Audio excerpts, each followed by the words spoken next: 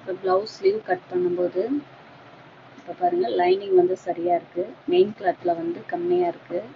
அதை எப்படி ஜாயின் பண்ணலான்னு சொல்லி பார்க்கலாம். இது வந்து கமெண்ட்ஸில் ஒருத்தவங்க கேட்டிருந்தாங்க, கை ஜாயிண்ட் எப்படி பண்ணுறது, எக்ஸ்ட்ராவாக துணி கொடுக்குறது போடுங்க அப்படின்னு. அவங்களுக்காண்டி தான் இதை பார்க்கலாம். இப்போ ஓரத்தில் கிராஸ் இல்லாமல் நம்ம ஸ்ட்ரெயிட்டாக கட் பண்ணிக்கலாம் மெயின் கிளாத்தில். இப்போ நமக்கு மிச்சம் இருக்கும்ல, அந்த துணியை நம்ம எவ்வளோ ஹைட்டு தேவையோ அந்த அளவுக்கு கட் பண்ணி எடுத்துக்கலாம்.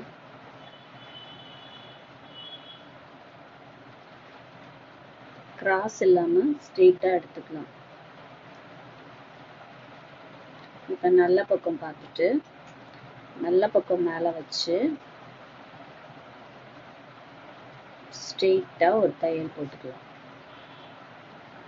கையிலையும் ஓரத்தில் ஸ்ட்ரெயிட்டாக இருக்கணும், நம்ம வெட்டின பீஸும் ஸ்ட்ரெயிட்டாக இருக்கணும், கிராஸ் இருக்கக்கூடாது, கிராஸாக கட் பண்ணக்கூடாது. இப்போ நம்ம ப்ளவுஸு கை துணி பத்தலை அப்படின்னா ஓரத்தில் கிராஸாக கட் பண்ணாமல் அப்படியே விட்டுட்டு ஓரத்தை ஸ்ட்ரெயிட்டாக கட் பண்ணிவிட்டு வச்சு தச்சுக்கலாம்.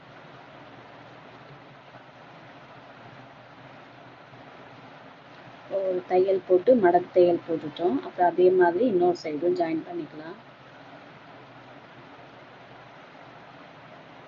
இப்போ நான் அந்த சைடு ஜாயின் பண்ணும்போது பார்டரை கனெக்ட் பண்ணி வச்சேன், டிசைனை பார்க்கல.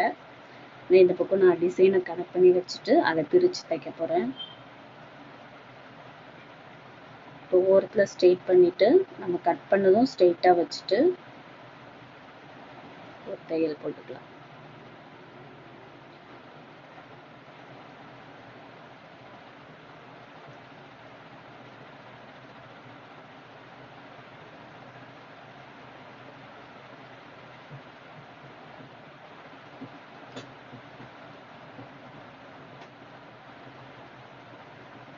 தையல் போட்டாச்சு. இப்போ ஒரு மடக்கு தையல் போட்டுடலாம்.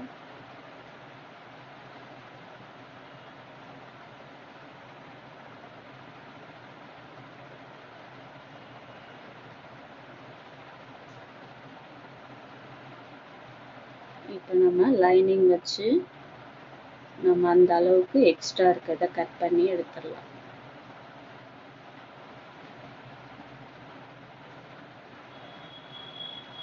அவ்வளோதான். இப்போ நம்ம ஜாயின் கொடுத்தாச்சு.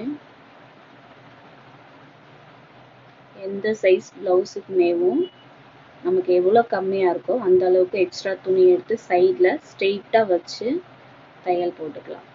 கிராஸாக இருக்கக்கூடாது, ஓரத்தில் ஸ்ட்ரெயிட்டாக கிராஸ் இருந்தாலும் ஸ்ட்ரெயிட்டாக கட் பண்ணிவிட்டு நம்ம கட் பண்ணி வைக்கிற துணியை ஸ்ட்ரெயிட்டாகவே வச்சு ஒரு தையல் போட்டு மடக்கு தையல் போட்டு கட் பண்ணி எடுத்துட்டோன்னா நமக்கு ரெடி ஆகிடும். இப்போ நம்ம எப்பவும் போல் லைனிங்கை நல்ல பக்கத்தில் வச்சு தைச்சு உள் பக்கமாக திருப்பிடலாம்.